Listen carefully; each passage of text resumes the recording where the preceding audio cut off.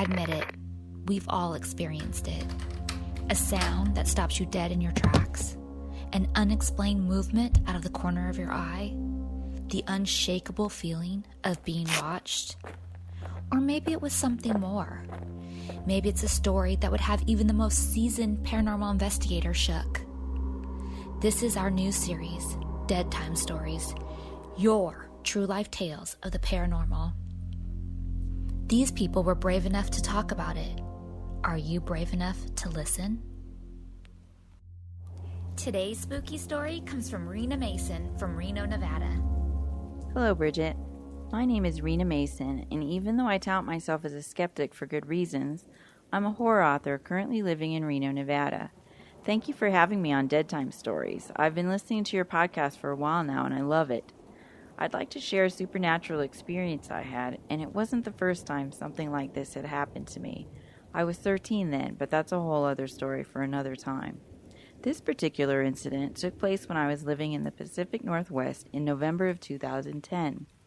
It was a gray and windy morning, which is perfect writing weather. My kids had left for school, and I was excited to start working on my next novel about a woman whose life gets complicated by a case of mistaken monsters.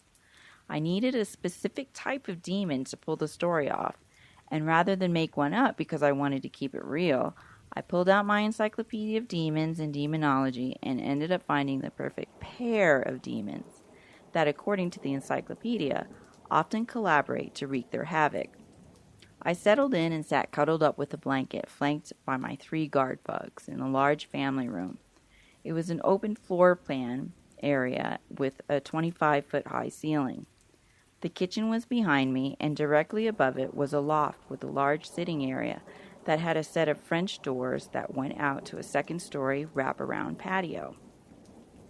The fireplace was in front of me, with the setting turned to high. I had a wall off to my right, and to my left were these huge floor-to-ceiling windows that looked out to the patio, yard, and beyond that, a towering wall of evergreens with branches that pretty much kept the house in shadow 24/7, along with huge maple trees that had leaves the size of dinosaur footprints. The night before, after I finally found the right demons, I was so stoked I talked through the story I planned to write with my husband to help reinforce my mental outline. As I was telling him about it, I was saying the demons' names aloud, not thinking, and in hindsight I really should have known better.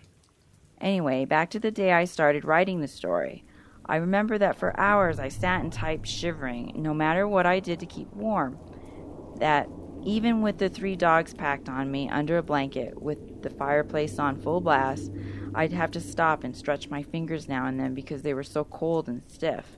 I'd look out the windows and see the trees swaying, so knew the wind was picking up, but the thermostat hadn't changed. It was 76 degrees in the house, but I was freezing. In the afternoon, my kids came home from school and went upstairs. One of them called down from the loft railing above and yelled, "Mom, why are the balcony doors up here wide open? There are leaves blown across the floor everywhere." I thought, what the hell? It wasn't making any sense. I had them closed and locked the doors and then went upstairs to check it out. It wasn't as bad as they'd said, but there were leaves blown across the rug and on the furniture. Those doors have bolts that go into the floor and the ceiling that have to be engaged in order to lock them. And I know they were bolted and locked because we always go through the house at night before going to bed and make sure all the doors are locked and secured. No wonder why it was cold all day with them wide open. I pictured the cold coming in like a fog and drifting down on top of me the whole day. And why didn't I hear rustling leaves or the wind blowing all that around up there? Or the doors breathing with the wind gusts, and it was all just up and right behind me. Why didn't I notice the doors open when I'd gone to the bathroom or gotten another cup of coffee in the kitchen? And why hadn't my dogs, who go nuts and bark at every little thing, not hear anything? They hadn't so much as pricked their ears once the entire day. They never even left the couch until my kids came home. Anyway, by dinner time, I'd forgotten all about it, and then my husband came home and asked me how the new story was coming along. I was so excited with how much I'd written. I told him about all the different ideas that were brewing and where those ideas would eventually lead, and once again I openly spoke aloud the demons' names and how I was mostly using the main one in the story and wouldn't bring his partner in evil crimes in until near the ending. I was exhausted by nighttime and don't even remember falling asleep. But around midnight I woke up to scratching coming from behind the headboard. I grabbed my husband's shoulder and shook him until he woke up and then told him to listen. Of course, whatever it was had gotten frightened and took off. And I say that because he said it was probably a mouse or a shrew in the wall and he'd check it out in the morning. As soon as he fell asleep, I heard the scratching again, but I was still awake and realized the sounds weren't coming from the wall, but were so loud they had to be coming from the headboard, which is impossible because it's solid wood. I turned over and laid flat on my back and listened, paralyzed, after it hit me what I'd probably done. Oh my God, I thought. I said demons' names out loud, and then all the occult research I'd ever done came back to me, and remembered that hearing scratching is one of the first signs of demon presence or possession, followed by knocking and banging, and then it only gets worse from there.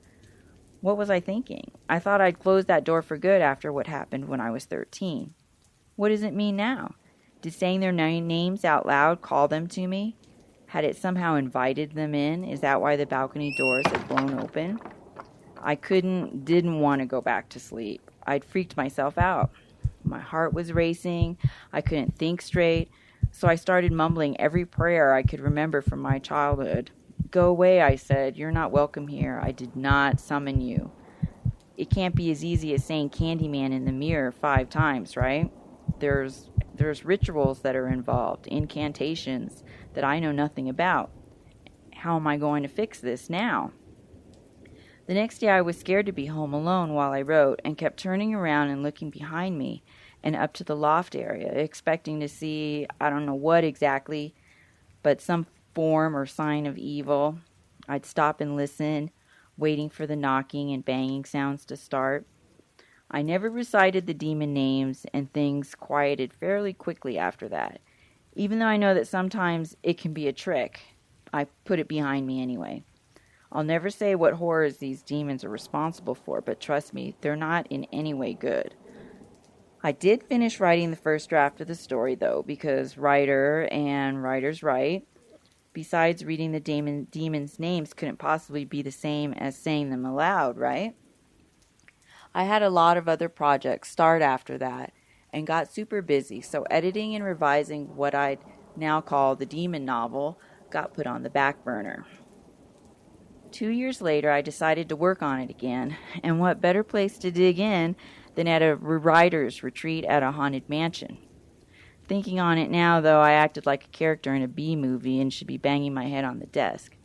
But in the same way the Field of Dreams uses the mantra, if you build it, he will come, since I was 13 I've used it, don't, and they won't. So, back to being a skeptic, I went, laptop in hand, and paid little attention to the extracurricular paranormal investigating going on in the house around me. Other guests at the retreat were talking to spirits with flashlights, playing back sound recordings they'd made, and I wanted no part of that in any way. So most of the time, I sat at a big table and worked on revising the demon story. Until the retreat's hostess, sitting on the couch on the complete opposite side of the room, asks, "Is anyone in here writing a book about someone named Sarah?" Now that caught my attention. The main character in my demon book is named Sarah, I said. I am. Then asked why. She told me she was using an app that's like a medium to the spirit world. Ghost Speak, I think it was. I'm not sure, something similar. She asks it questions or just leaves it on and it will speak out random things. And it had said something about a book. And then the name Sarah. She then told it, Rena is writing a book with a character named Sarah. And then the app said, stop. And then she asked it why. And then the app said, danger. Great, I thought. Chills shot up my neck and my hair tingled and I had goosebumps on my arms. That's really creepy is all I can remember saying. I'd never told anybody about what had happened when I'd first written the story because if I did, they'd come back, right? So this incident had me freaked out all over again, and I was in a haunted house, which was like doubling down. Then strange things started happening in the house, and one of the other guests who was sleeping alone on the 3rd floor asked to sleep in the extra bed in my room And I was more than happy that she did, because I'm not sure I'd have gotten any sleep for the next 2 days if she hadn't. Then months after that, at a different writers' convention, a dear friend of mine who'd also attended the retreat swore something evil came home with him because he'd been having night terrors and waking up to a hideous face staring at him from his bedside. He told me he was able to get help and the nightmares went away, but it got me thinking, because my friend is the strong type who's traveled the world and has seen a lot of inhumanity against man by man.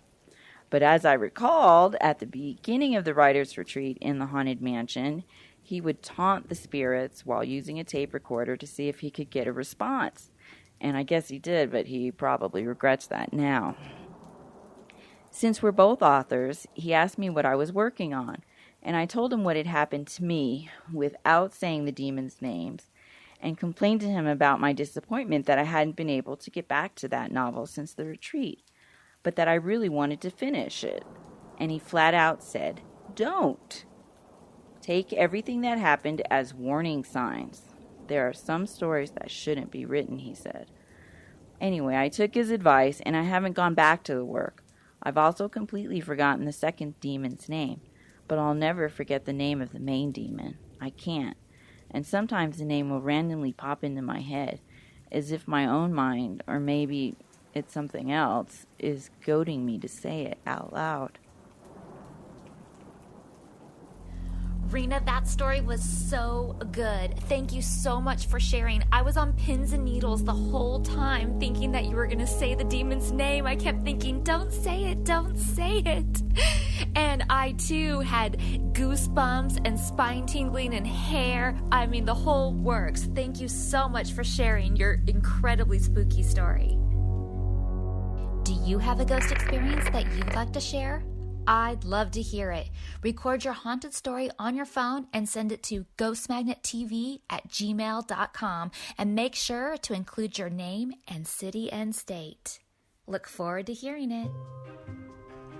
Hey guys, if you're a fan of Ghost Magnet, please take a moment to subscribe to the podcast and like our Facebook page so you can stay informed on the latest Ghost Magnet news. We've got lots of spooky new content coming your way that you won't want to miss. Subscribe and stay tuned.